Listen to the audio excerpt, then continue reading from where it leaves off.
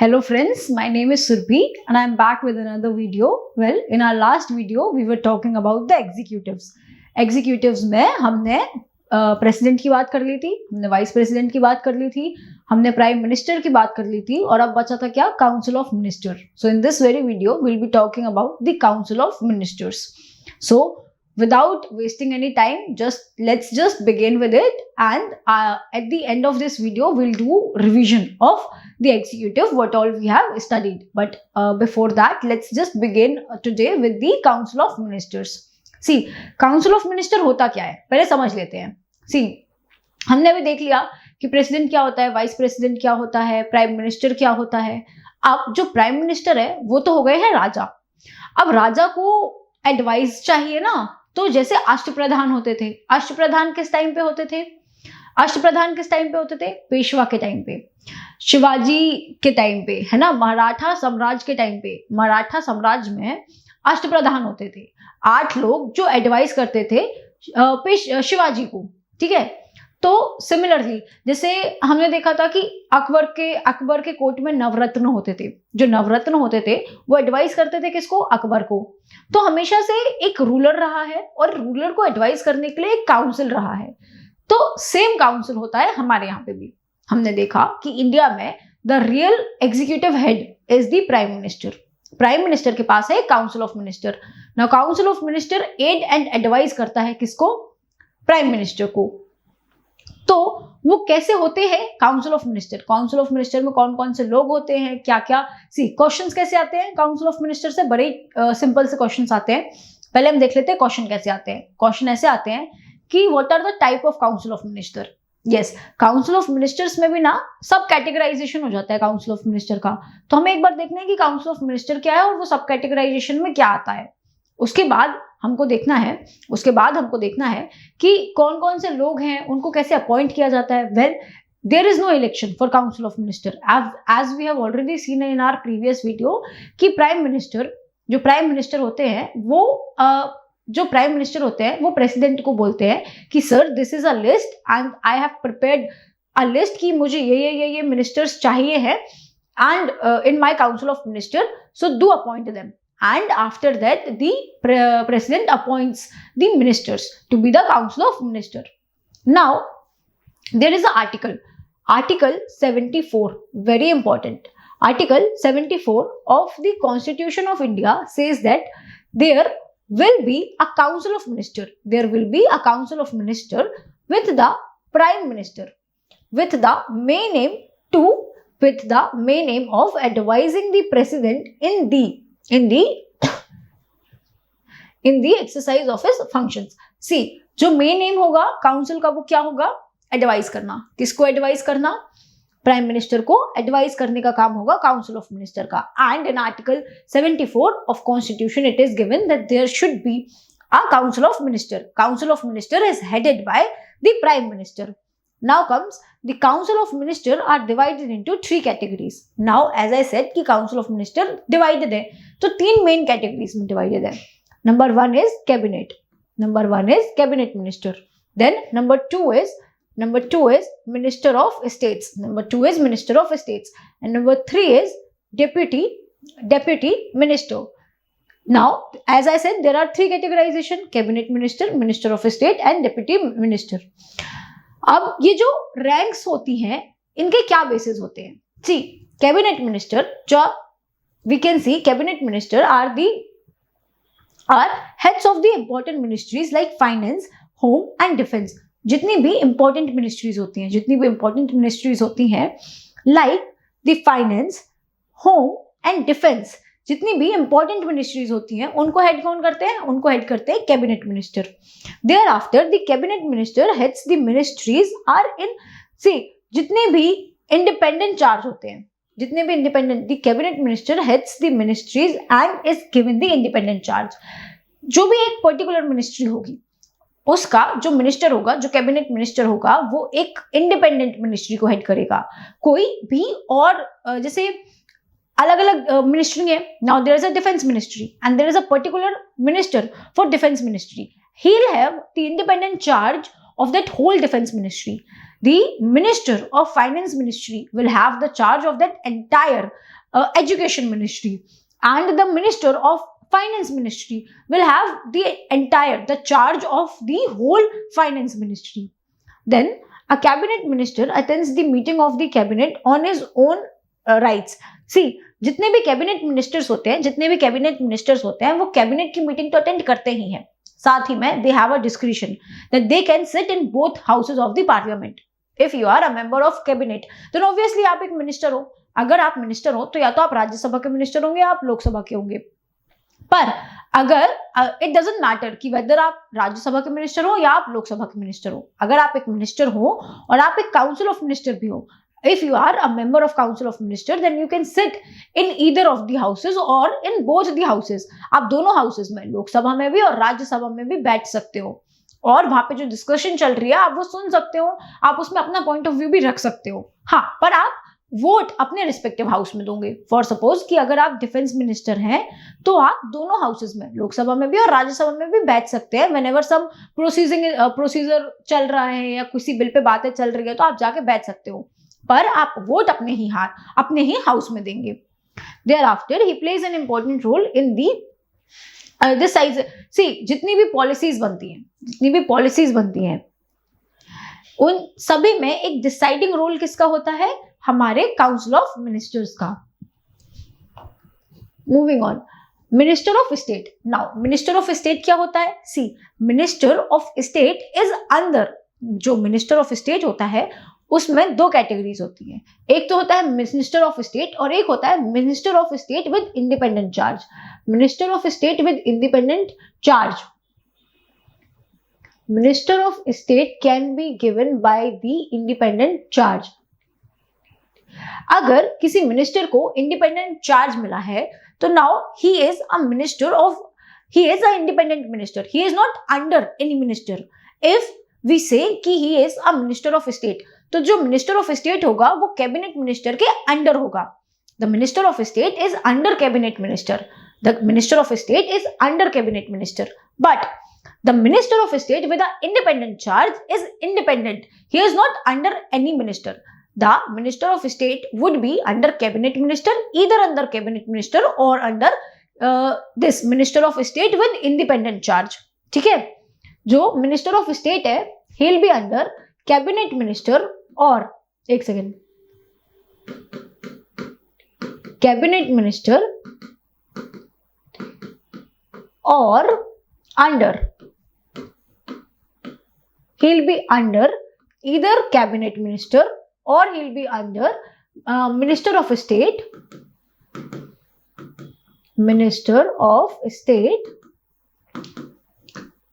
with independent charge.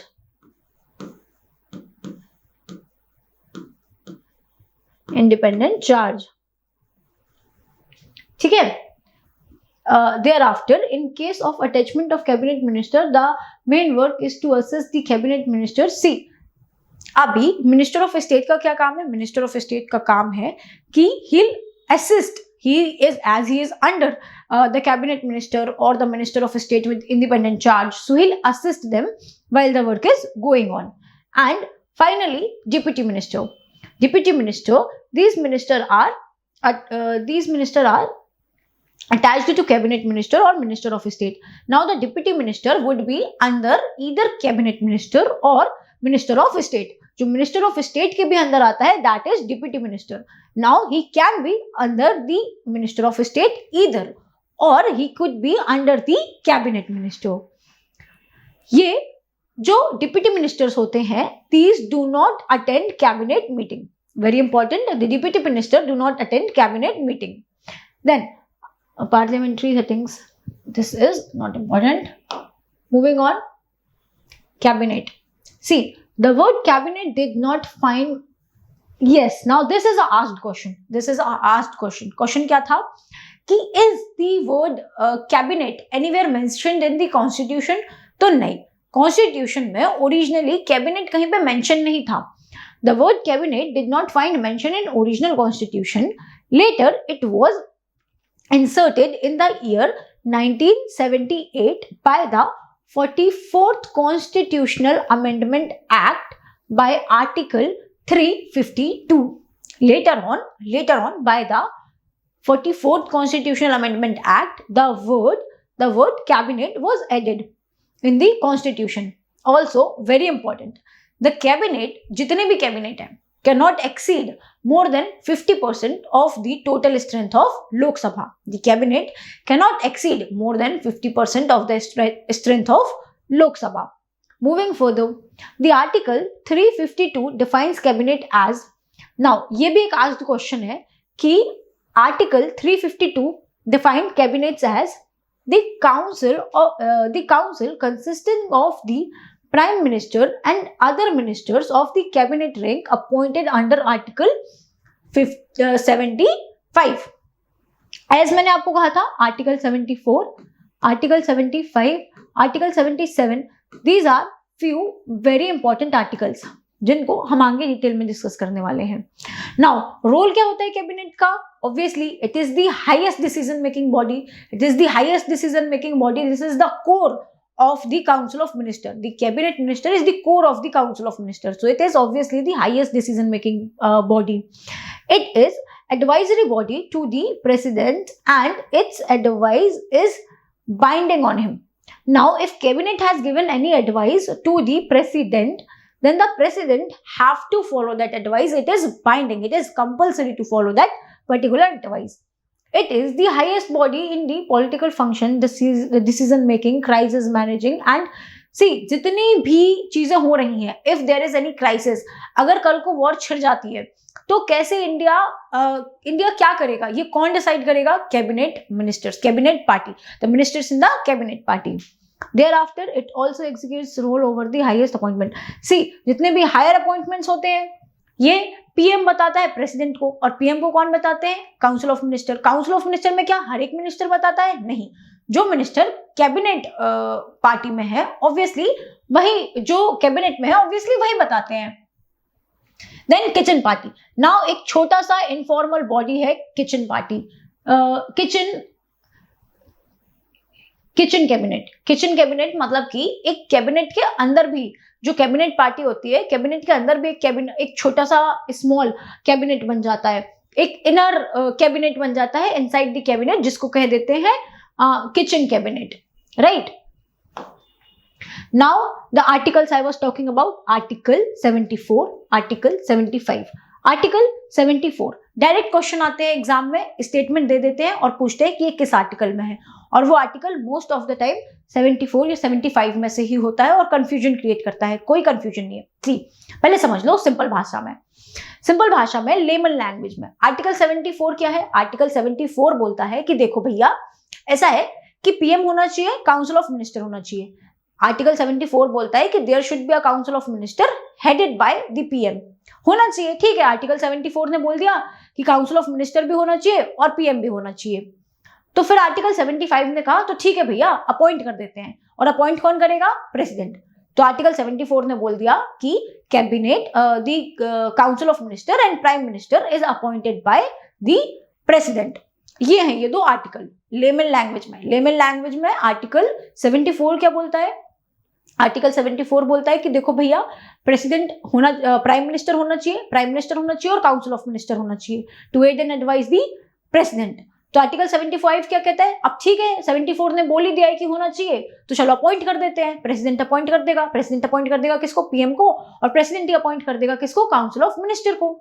Similar thing is written, there shall be a council of minister to aid and advise the president who shall exercise his function in accordance to such advice. However, the president may require the council to see.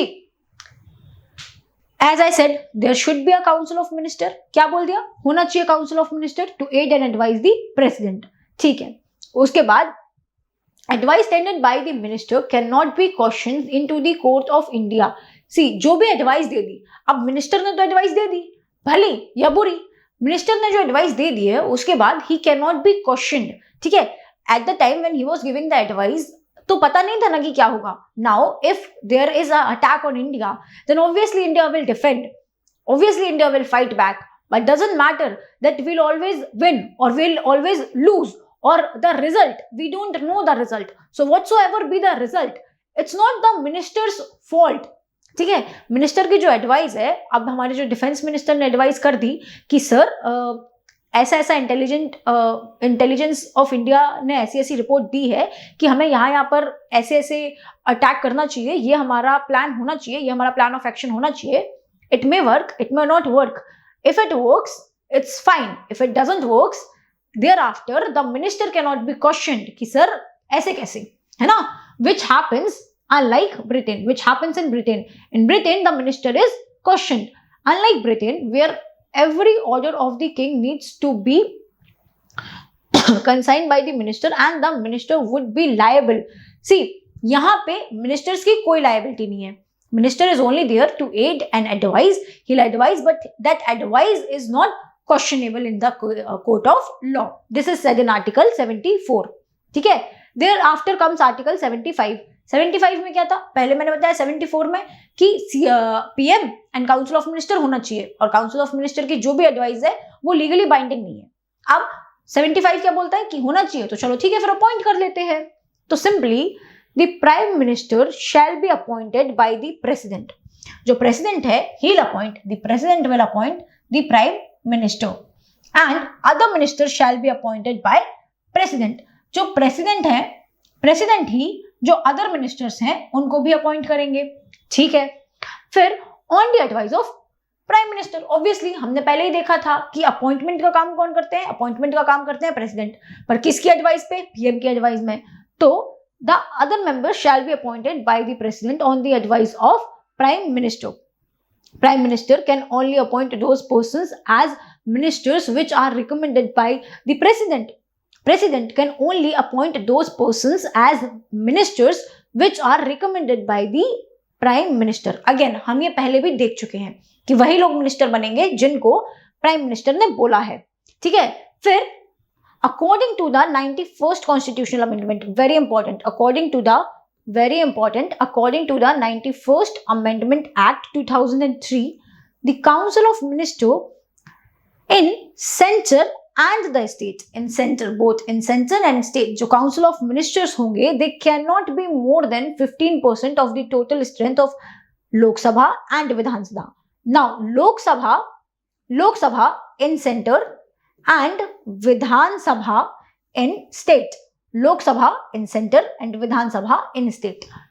According to the 91st Amendment Act of 2003, जितने भी 15%, the Council of Ministers cannot exceed 15% in center. Talking in terms of center, the Council of Ministers cannot exceed 15% of the total member of Lok Sabha.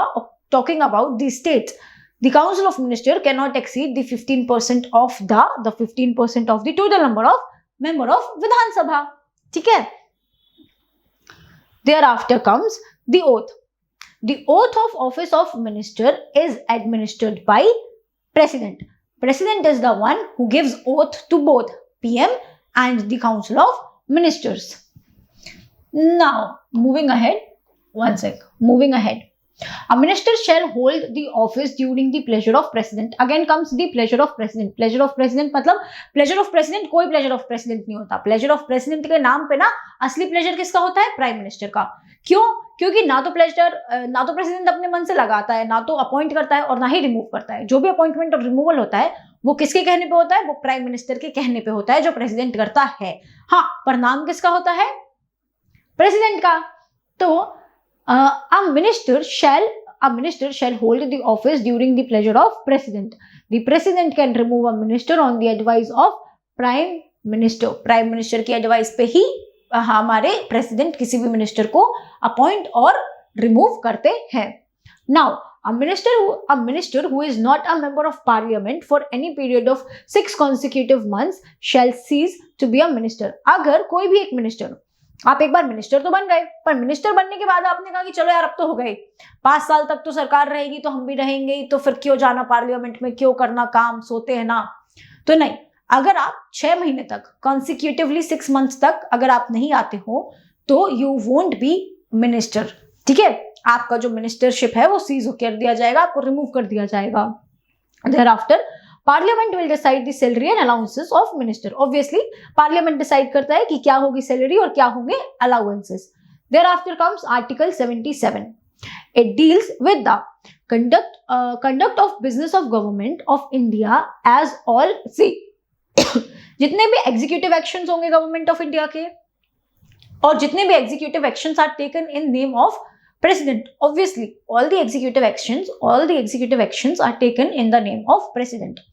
And वो जितने भी executive actions हैं वो किस में बताए गए हैं? वो बताए गए हैं in article 77. In Article 77, it deals with the conduct of the business of government of India as all executive actions of government of India are taken in the name of president. It also deals with orders and instructions and जितना भी government of business जितना भी business of government होता है, जितने भी executive orders होते हैं, वो सब कुछ लिए जाते हैं in the name of president and it is being said in the article number 77. अब एग्जाम में ना ये जो मैंने 3 आर्टिकल्स पढ़ाए, इन तीनों में से किसी भी एक से कोई भी एक स्टेटमेंट आ जाएगा और नीचे आपको ऑप्शन में सारे ऑप्शंस दे दिए जाएंगे. फिर आपसे पूछा जाएगा कि ये पर्टिकुलर स्टेटमेंट किस आर्टिकल से है.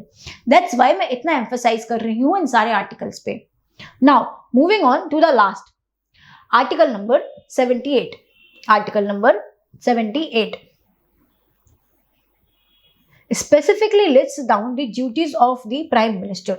See, अब ये सारी ड्यूटीज क्या हैं आपको याद करनी है क्या? नहीं, हमने रूल्स और ड्यूटीज देख चुके हैं पीएम की, पर हमें ये पता होना चाहिए कि आर्टिकल नंबर 78 में स्पेसिफिकली लिस्ट डाउन की गई है duties of prime minister. Prime minister की जितनी भी ड्यूटीज हैं वो स्पेसिफिकली लिस्ट डाउन किस में की गई है? आर्टिकल नंबर 78 में. Now to communicate to the president of all decisions of the council of minister regarding to the administration of the affair of the union, ये हम देख चुके हैं कि जो प्राइम मिनिस्टर हैं he'll communicate all the decisions which are taken by the council of minister to the president. ये सब कुछ जितनी भी रूल्स रेगुलेशंस और ड्यूटीज हैं हम पीएम की देख चुके हैं, वो सब कुछ किस में आ जाती है? आर्टिकल नंबर 78 में. अब आप सबको समझ में आ गया होगा ये चारों आर्टिकल्स, इन चारों आर्टिकल्स में से भी किसी भी एक आर्टिकल को सीधा सीधा कॉपी पेस्ट कर दिया जाएगा आपके क्वेश्चन पेपर में और फिर उसके बाद पूछा जाएगा कि ये किस आर्टिकल में से है और चारों आर्टिकल दे दिए जाएंगे. अब आपको क्या करना है? आपको 2 बार खाली ये आर्टिकल्स पढ़ लेने हैं. अगर 2 बार आपने ये पढ़ लिया आपको याद हो जाएगा, इससे ज्यादा आपको कुछ नहीं करना है. आपको जितना भी मैंने पढ़ाया अभी तक वो सारा कुछ सिर्फ 2 बार पढ़ लेना है. And we are done with the executive. हाँ, एक चीज और बचती है. क्या? अटॉर्नी जनरल जो हमारा छूट गया है, will cover it in the constitutional and non constitutional body. मैंने कहा था एक छोटा सा टॉपिक है constitutional bodies, non constitutional bodies. When will study the constitutional bodies, उसमें ही हम एक टॉपिक कवर करेंगे, the attorney general of India. As of now executive में हमने क्या क्या पढ़ लिया है? प्रेसिडेंट पढ़ लिया हमने. प्रेसिडेंट के बाद हमने क्या पढ़ा? Vice president. फिर हमने क्या पढ़ा? पीएम के बाद हमने क्या पढ़ा? Council of minister. Now I urge you all कि ये सारा एग्जीक्यूटिव एक बार साथ में आप रिवाइज कीजिए, एक बार साथ में सारा कुछ रिवाइज कीजिए. और आपको जो भी डाउट आते हैं do comment it down below. मैं आपके डाउट्स पे एक अलग से वीडियो बना करके I clear all the doubts. So please comment it down below. That's all from my side. Thank you so much.